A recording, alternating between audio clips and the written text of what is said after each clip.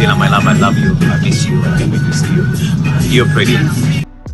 Dokumenter The Tinder Swindler membuat nama Simon Leviev muncul ke permukaan. Film ini menceritakan kiprah Simon sebagai penipu ulung yang menjerat korbannya melalui aplikasi kencan, Tinder. Setidaknya 3 perempuan buka suara bagaimana dia kerap mengaku sebagai putra Lev Leviev, taipan Israel pendiri LLD Diamond. Korban pertama yakni Cecilie Fjellhoy, UX designer asal Norwegia. Kemudian ada Pernilla Huholm, pebisnis dari Swedia.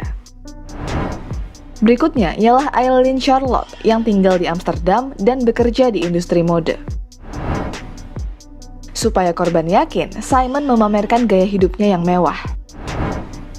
Dia akan mentraktir belanja, makanan di restoran elit, bahkan mengajak korban berkeliling dengan jet pribadi. Dan yang lebih penting, Simon membuat mereka percaya bahwa dia tulus, entah sebagai teman atau sebagai kekasih. Thinking about a lot about you. Want to spend some time together, go to a warm place, kiss you, hug you. How was your day? Setelah korbannya percaya, bahkan jadi bucin, masuklah ke babak drama.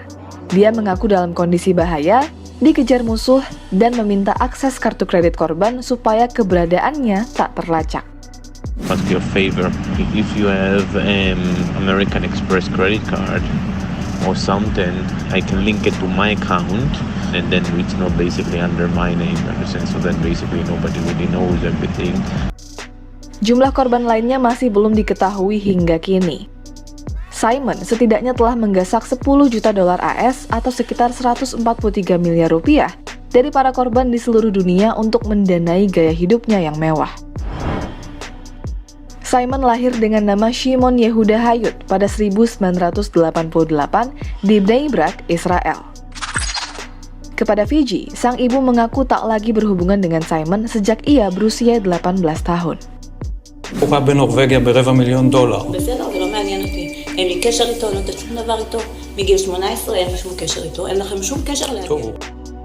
Pada 2011, Simon pernah didakwa negara asalnya atas tuduhan pencurian, pemalsuan, dan penipuan. Ia berhasil kabur sebelum dijatuhi hukuman. Setelah berganti-ganti identitas dan melarikan diri selama belasan tahun, pada 2019 Simon akhirnya tertangkap di Athena, Yunani, diekstradisi ke Israel, dan divonis 15 bulan penjara. Ia dapat kebebasan di bulan kelima di bawah program yang bertujuan mengurangi populasi penjara selama COVID-19. Saat ini, Simon bebas dan tinggal di Tel Aviv, Israel. Ia sempat aktif di Instagram dan jadi konsultan bisnis sebelum akunnya hilang. Tak lama setelah film itu rilis, Tinder memblokir Simon Leviev dari aplikasi itu.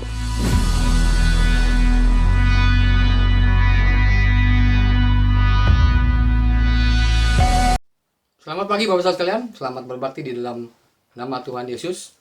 Biar pada kondisi seperti ini kita bisa berbakti dan menyiapkan hati dengan luar biasa. Dan kita tahu bahwa sesuatu itu terjadi, pasti Tuhan tahu dan di dalam kendali Tuhan. Biarlah pagi ini juga kita berdoa, menyerahkan hidup kita kepada Tuhan, dan Tuhan akan mengubah segalanya di dalam kehidupan kita. Mari kita berdoa. Kami percaya Tuhan, Engkau memberkati kehidupan kami, dan kami percaya juga kehadiran Engkau begitu luar biasa di tengah-tengah hati kami yang begitu tidak menentu, atau di tengah hati kami yang membutuhkan jawaban dari banyak pertanyaan-pertanyaan di dalam kehidupan kami. Ajar Tuhan kami, Tuhan, mengerti kuasa Engkau begitu luar biasa, hadir di tengah-tengah pemikiran-pemikiran yang kami kembangkan pada hari ini. Terima kasih Tuhan. Haleluya. Amin.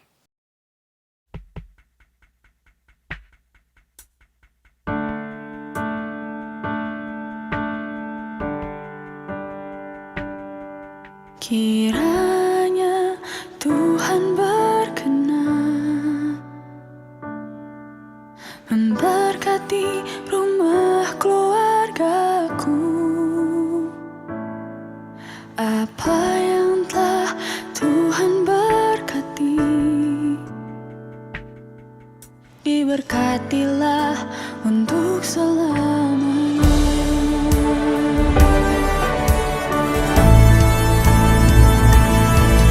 Semua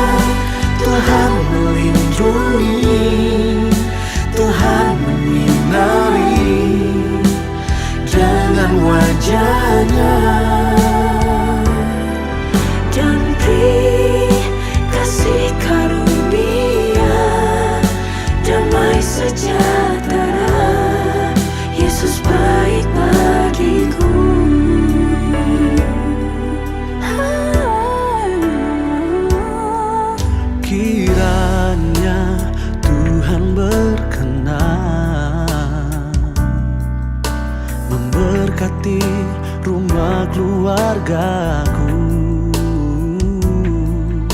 Apa yang telah Tuhan berkati,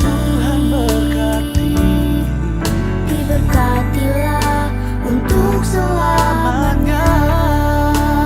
Oh, sebab Tuhan melindungi, Tuhan menyinari dengan wajahnya,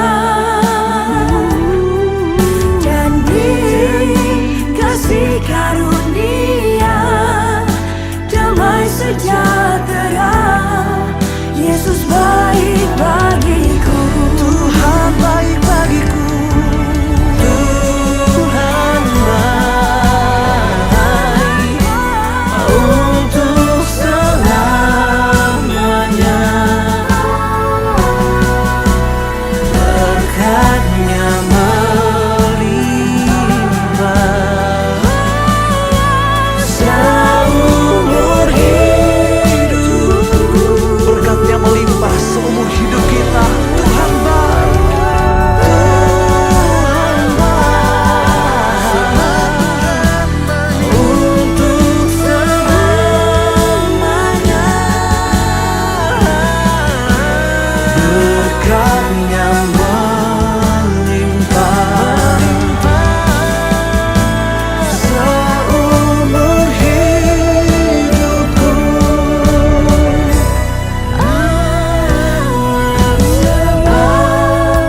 Tuhan melindungi, Tuhan menyinari dengan wajahnya. Kami percaya Kasih karunia damai sejahtera. Yesus baik bagiku. Percaya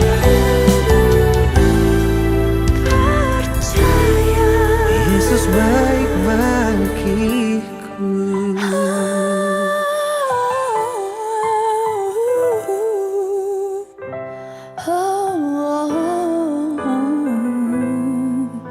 Yesus baik bagiku.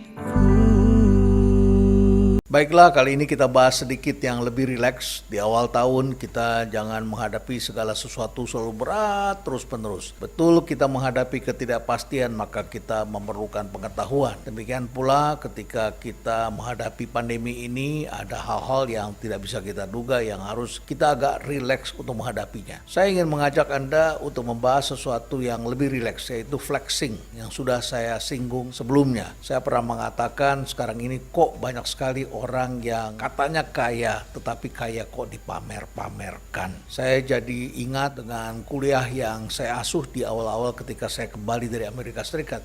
Bahkan kelas ini, topik ini menjadi topik yang saya bahas juga ketika saya menjadi teaching assistant di Amerika Serikat di University of Illinois, yaitu mengenai consumer behavior. Tugas saya memang adalah mengamati, mencari teorinya, dan meneliti, menghitung, mencari hal-hal yang bisa kita jelaskan apa yang tengah terjadi. Dan salah satu pepatah yang saya ingat adalah poverty screams, but wealth whispers. Jadi benar sekali bahwa orang-orang yang kaya itu tidak berisik whisper. Jadi agak malu membicarakan tentang kekayaan. Jadi kalau orang masih melihat label harga atau mempersoalkan uang, biasanya mereka belum kaya. Jadi orang kaya itu biasanya diam-diam sajalah, begitu ya. Bahkan kalau saya naik pesawat, saya suka menebak-nebak siapa yang duduk di sebelah saya. Semakin dia sederhana, semakin saya was-was. Jangan-jangan ini orang terkaya di dunia ini di sebelah saya. Tentu kita harus menghormati mereka. Karena saya juga pernah duduk dengan konglomerat terkenal, bukan di business class, mereka duduknya di economic class. Dan yang menarik ketika kami makan di sebuah restoran, ternyata semua orang yang makan di restoran itu sudah dibayarkan terlebih dahulu oleh si bapak itu. Berpakaian sangat sederhana, ternyata dia adalah orang yang masuk dalam daftar orang terkaya di dunia. Seringkali yang sering kita lihat adalah orang-orang yang justru pamer, menyebutkan nama orang-orang hebat, menggunakan barang-barang mewah untuk menunjukkan kehebatan. Kalau orang dulu barangkali emas di gigi, sekarang cincin dengan batu permata yang luar biasa, atau menggunakan kalung yang berkilau-kilauan, pakaian bermerek, bahkan logonya besar-besar sekali. Biasanya kalau semakin kaya, orang-orang seperti itu justru menghendaki private privacy, tidak ingin menjadi perhatian. Menjadi perhatian kita, mengapa mereka justru ingin pamer. Mbak, nasi ayam dibungkus 1 ya. Oke, Pak. Mbak, totalnya berapa? 50.000, Kak. Kak, maaf, uangnya palsu. Tolong diganti sama yang lain ya. Kok bisa? Ini uang kembalian dari warung tadi. Tapi itu palsu, Kak. Benar. Tapi uang saya cuma ini aja. Coba Mbak, sini saya lihat uangnya. Ini uang asli kok Mbak, coba lihat lagi. Kok asli ya? Oh iya, maaf, Kak. Tadi saya salah lihat. Terima kasih ya, Pak. Mbak, punya saya nggak jadi pesan ya, makasih. Nggak apa-apa. Silakan, Pak, pesanannya. Makasih ya. Pak, barusan saya ngelihat yang Bapak lakukan. Kebetulan saya ada lebih mahal. Kalau gitu saya langsung pamit dulu ya. Makasih Ade udah diantarin. Ayo, mampir dulu. Gak apa-apa nih. Gak apa-apa, ayo. Ayo, masuk Dek. Pak, Bapak udah pulang ya? Ya, Bapak udah pulang. Bapak bawain makanan kesukaan kamu nih, mumpung masih hangat. Ayo dimakan nak. Makasih, Pak. Bapak udah makan belum? Bapak udah makan tadi, masih kenyang. Bapak bohong. Bapak belum makan kan? Bapak nggak lapar. Hari ini kan ulang tahun kamu. Buruan dimakan. Pak, Bapak juga makan ya. Permisi Pak. Ya ampun deh, nggak usah repot-repot. Maaf saya balik lagi. Ini ada hadiah untuk anak Bapak. Hari ini kan dia ulang tahun. Tolong diterima ya. Makasih ya Dek. Bapak nggak tahu harus bagaimana untuk membalas ini semua. Sama-sama Pak. Kalau gitu saya pamit dulu ya. Masih ada urusan. Dek, yang semangat ya. Selamat ulang tahun. Makasih ya, Om.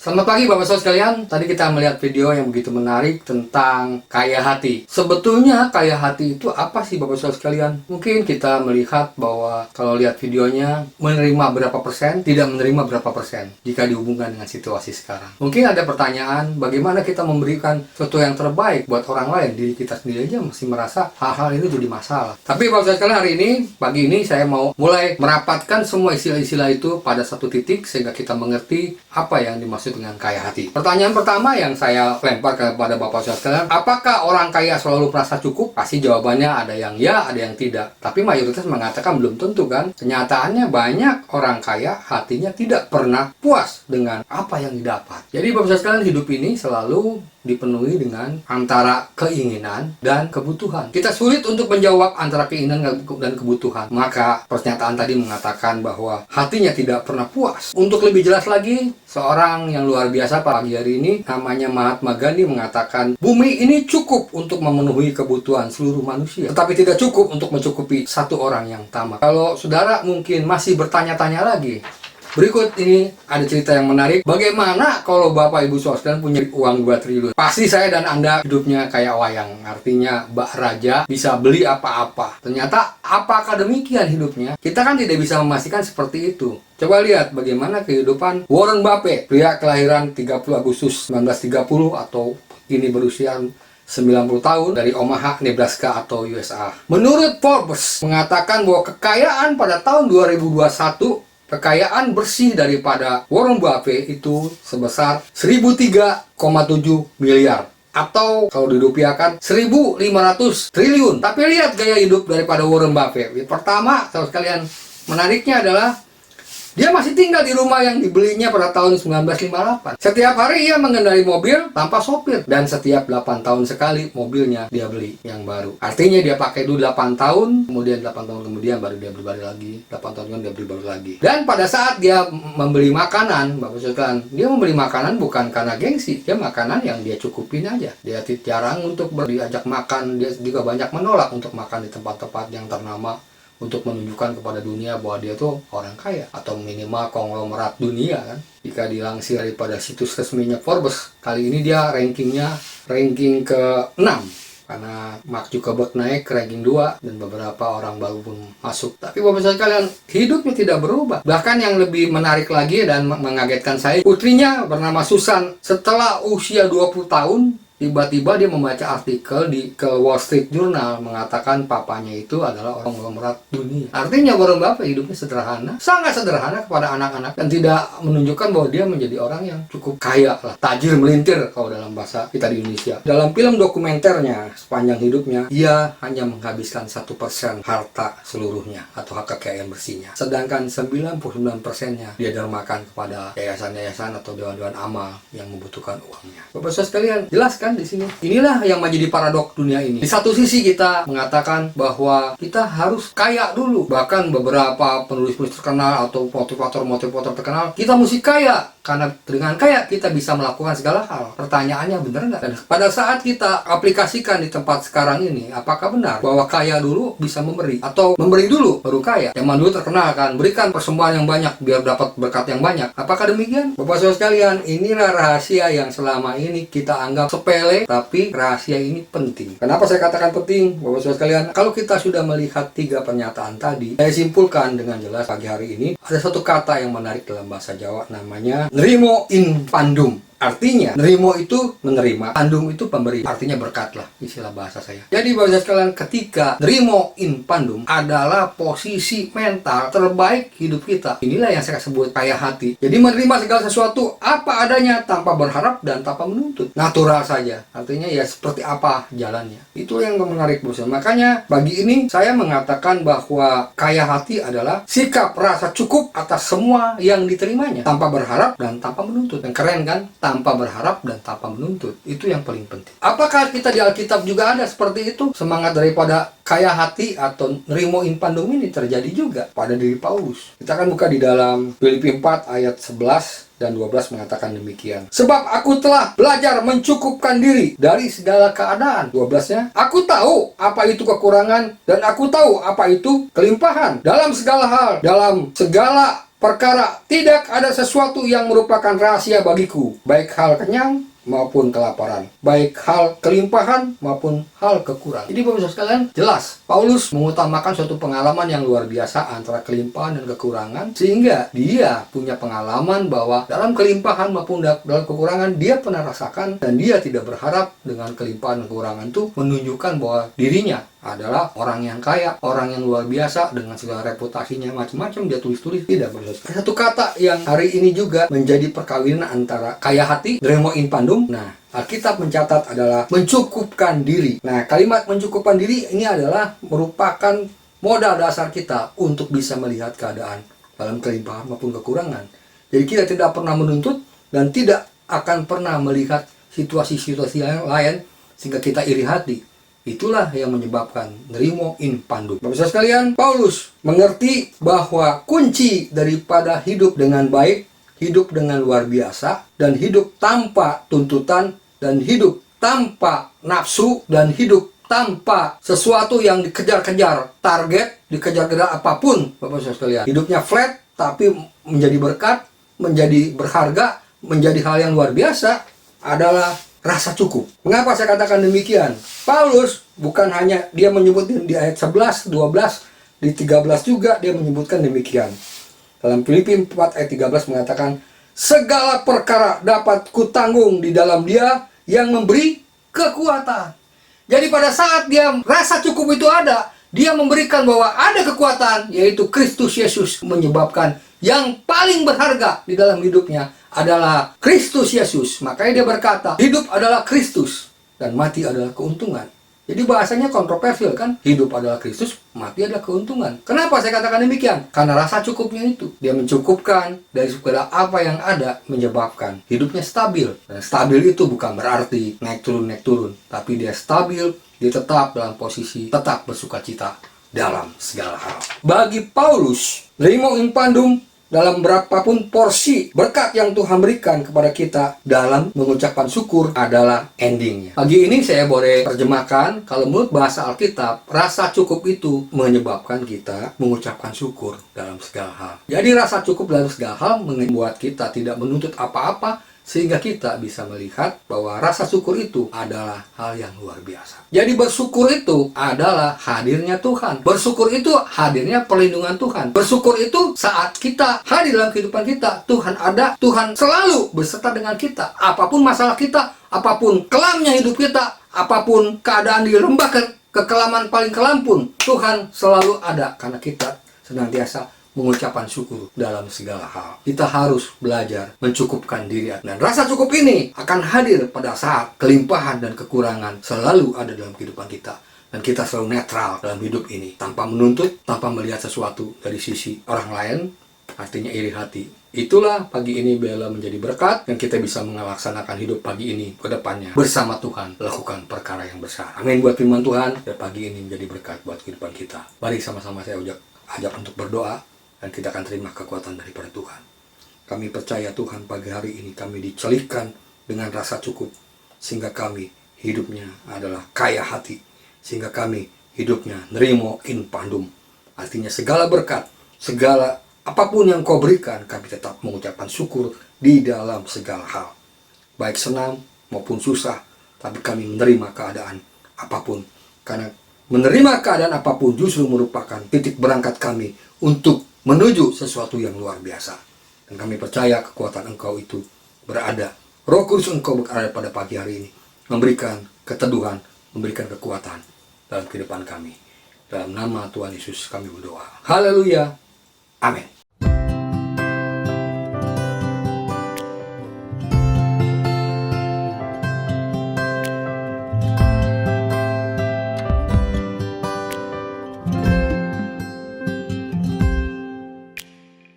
Ku bawa hidupku padamu, ku bersujud pada altarmu, ku serahkan hidupku padamu.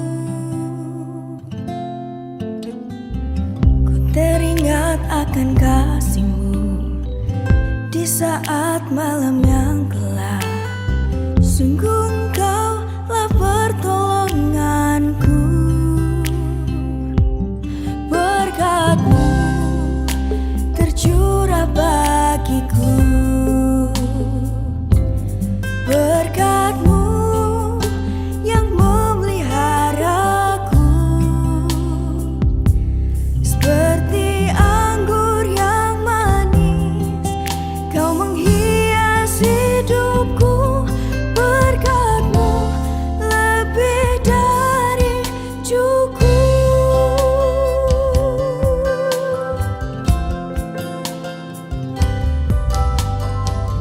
Berada di hadirat-Mu, bersyukur atas cinta-Mu.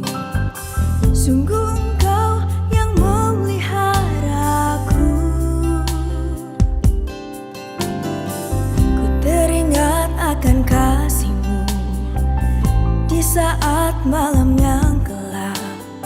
Sungguh Engkau-lah pertolonganku.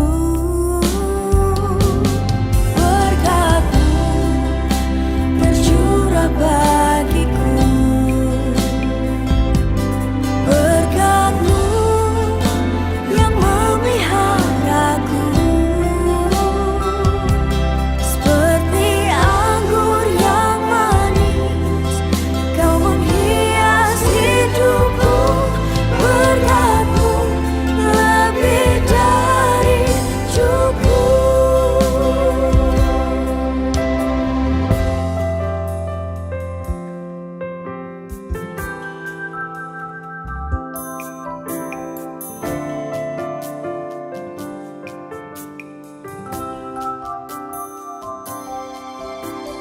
Kau menghias hidupku lebih dari cukup. Ya, Kau menghias hidupku lebih dari cukup. Kau menghias hidupku lebih dari cukup. Ya, Kau selalu menghias hidupku lebih dari cukup. Berkat-Mu tercurah bagiku. Berkat-Mu yang memeliharaku. Seperti anggur yang manis, Kau menghias hidupku.